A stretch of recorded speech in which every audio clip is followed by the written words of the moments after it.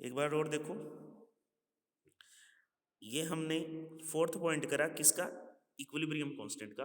और हमने ये कहा कि अगर किसी भी रिएक्शन को हम मल्टीप्लाई करेंगे या डिवाइड करेंगे किसी भी नंबर से, अगर किसी भी रिएक्शन को मल्टीप्लाई या डिवाइड करेंगे किसी भी नंबर से, तो जो उसकी इक्विलिब्रियम कांस्टेंट की वैल्यू है उस पर भी वही पावर चढ़ जाएगी जितने से आपने मल्टीप्लाई या डिवाइड करा है। अगर आप मल्टीप्लाई करोगे किससे, 2 से, तो केसी जो नया बनेगा केसी, उसकी जो पुराने केसी की जो वैल्यू होगी उससे मतलब पावर में चढ़ जाएगी वो। यानी कि हमने अगर मल्टीप्लाई करा 2 से, तो जो केसी डैश है वो केसी को भी आगे मल्टी मतलब पावर में ला देगा 2 के, केसी की पावर क्या आ जाएगी 2। सिमिलरली अगर हम पूरी की पूरी रिएक्शन को 2 से डिवाइड करते हैं, यानी कि 1/2 से मल्टीप्लाई करना, अगर मैं 10 को 2 से डिवाइड कर रहा हूँ इसका मतलब क्या है, मैं 10 को मल्टीप्लाई कर रहा हूँ 1/2 से, तो 1/2 से मल्टीप्लाई किया ना मैंने इसको, तो जब 1/2 से मैं मल्टीप्लाई करूंगा इसको, तो जो नया केसी है वो पुराने केसी के ऊपर स्क्वेयर 1/2 के बराबर होगा, पुराने केसी के पावर में 1/2 के बराबर होगा। और 1/2 का मतलब क्या होता है, स्क्वायर रूट, तो ये आ जाएगा √10। ये क्या आ जाएगा बेटा, √10।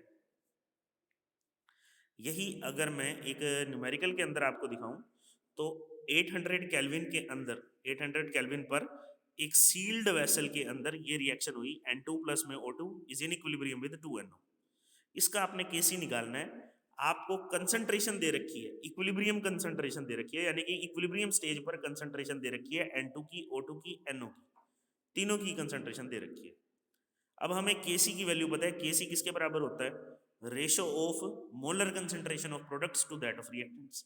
तो मोलर कंसंट्रेशन प्रोडक्ट की, प्रोडक्ट कौन है यहाँ पर, NO, तो NO की molar concentration divided by reactants कौन कौन है, N2 और O2, N2 और O2, तो डिवाइडेड बाय N2 की कंसंट्रेशन, O2 की कंसंट्रेशन।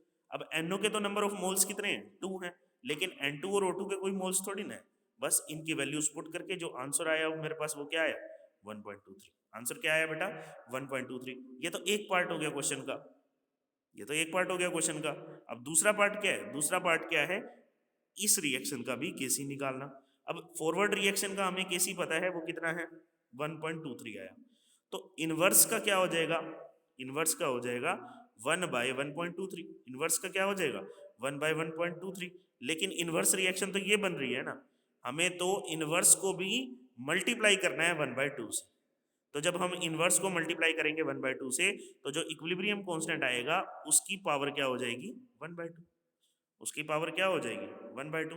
तो इसीलिए ये क्या हो जाएगा, 1/1.23 का पावर कितना चढ़ जाएगा, हाफ, यानी कि ये कितनी वैल्यू आ जाएगी 0.9, कितनी वैल्यू आ जाएगी 0.9। आप ये एक बार करके देख सकते हैं कि जो कैलकुलेशंस हैं वो सही है या नहीं, अपने आप कैलकुलेशंस एक बार करके जरूर देखना। तो ये हमने जो बात बताई, क्या किया हमने, दो एप्लीकेशंस करी किसकी, इक्विलिब्रियम कांस्टेंट की। एक तो करी एक्सटेंट ऑफ रिएक्शन और दूसरी करी डायरेक्शन ऑफ रिएक्शन। एक क्या करी बेटा, एक्सटेंट ऑफ रिएक्शन, और दूसरी क्या करी, डायरेक्शन ऑफ रिएक्शन।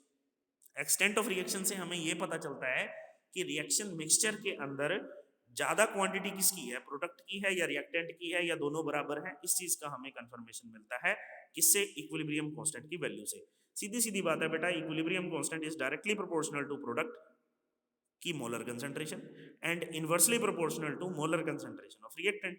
तो जितना ज्यादा केसी की वैल्यू होगी उतना ज्यादा मोलर कंसंट्रेशन किसका होगा, प्रोडक्ट का। तो जितना ज्यादा केसी की वैल्यू है, मोलर कंसंट्रेशन उतनी ज्यादा किसकी है, प्रोडक्ट की, और उतना ज्यादा परसेंटेज प्रेजेंट है प्रोडक्ट का। तो परसेंटेज के बारे में, यानी कि किसी भी स्पीशीज की परसेंटेज के बारे में हमें पता किससे चलता है, इक्विलिब्रियम कांस्टेंट से। इसलिए हम इसकी एप्लीकेशन ये मानते हैं कि equilibrium constant tells us about the extent of reaction, की कितनी एक्सटेंट रिएक्शन की हो चुकी है।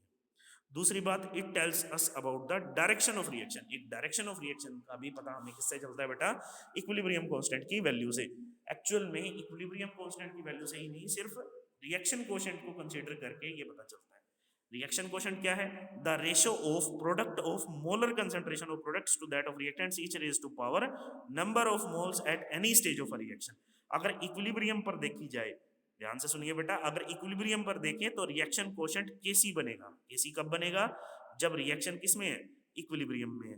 लेकिन क्यूसी कब बनेगा? जब इक्विलिब्रियम में ना होके कहीं पर भी है, चाहे वो पहले आ गई है स्टेज, चाहे वो बाद में है स्टेज, चाहे कहीं पर भी है, वो क्या बन जाएगा? Reaction quotient QC, reaction quotient QC. लेकिन अगर इक्विलिब्रियम आ गया है, लेकिन अगर इक्विलिब्रियम आ गया है तो वो क्या बनेगा?